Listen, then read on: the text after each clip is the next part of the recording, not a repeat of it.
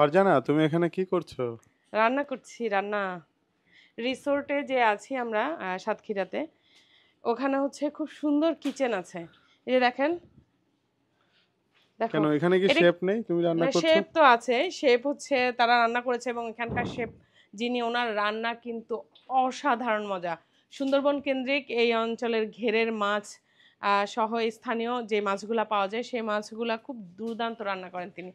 কিন্তু আমি হচ্ছে এখানে অনেক পুঁইশাক ছিল বাগানে, এই পুঁইশাকগুলা দেখে লোভ সামলাইতে পারি না। দারুণ পুঁইশাক, এই যে দেখো রান্নার মানে কালারটা কি। তোমার কি নিজে রান্না করে খেতে ইচ্ছা করছিল? হ্যাঁ, আমার মনে হচ্ছিল যে আমি একটু পুঁইশাক তুলি।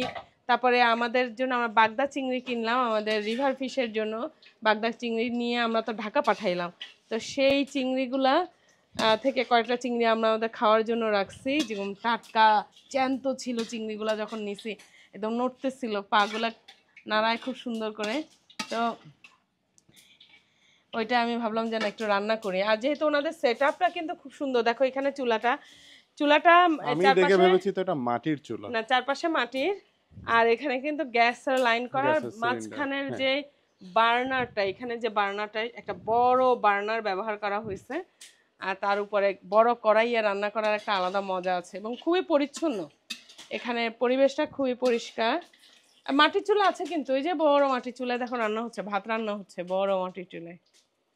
দারুণ আয়োজন, তাই না? আচ্ছা, এই রেসিপিটার নাম কি? এটা এটা কি পুঁইশাকে বাগদা, মানে কি নাম না, হবে এটা? কোনো নাম টাম নাই। এই বাঙালিরা চিরায়ত বাঙালি সব অঞ্চলে, বাংলাদেশের সব অঞ্চলে, মানে এটা সিলেট বলো, চট্টগ্রাম বলো, আমাদের কুমিল্লা অঞ্চল বা ঢাকা, বা মানে আপামর জনতা হচ্ছে পুঁই শাকের সাথে চিংড়ি খায়। এটা একটা কমন রেসিপি আমাদের বাংলাদেশে। পুঁই চিংড়ি, এই পুঁই চিংড়ি আর লতি চিংড়ি, এটা হচ্ছে কমন রেসিপি। এটা খুব মজা লাগে। তো ওইটা রান্না করতেছি, একদম টাটকা শাক। ওই একদম সার টার দেয়া ছাড়া শাক। আমাদের রিসোর্টটার সামনে হচ্ছে এক চিলতে জায়গায় পুঁইশাক হয়ে আছে, সেই পুঁইশাক আর হচ্ছে টাটকা জ্যান্ত জ্যান্ত চিংড়ি আর চিংড়ি। তাজা পুঁইশাক। হ্যাঁ, আচ্ছা, দেখা যাক খেতে কেমন লাগে। এই মজা হবে, খুব মজা হবে। আপনারা সবাই শোনেন, আমি কিন্তু খুব ভালো রান্না করি। আমরা বিজনেস পরিচালনা করি, আমি ডিজিটাল মার্কেটিং এর সাথে সম্পৃক্ত। তার অর্থ এই না যে আমি রান্না করতে পারি না, আমি খুব ভালো ভালো রেসিপি রান্না করতে পারি। একবার আসবেন, আমাদের এখানে দাওয়াত রইলো, খাওয়াবো আমি নিজ হাতে রান্না করে। সবাই তো আমরা একটা প্ল্যানও করতেছিলাম যে আমরা কিন্তু হয়তো এবছর পারবো না, আল্লাহ যদি বাঁচিয়ে রাখেন সামনের বছর আমরা আমরা একটা রেস্তোরাঁ চালু করছি, যেখানে হচ্ছে মাছ ভাত থাকবে। তো সেখানে মাঝে মাঝে আমি রান্না করব।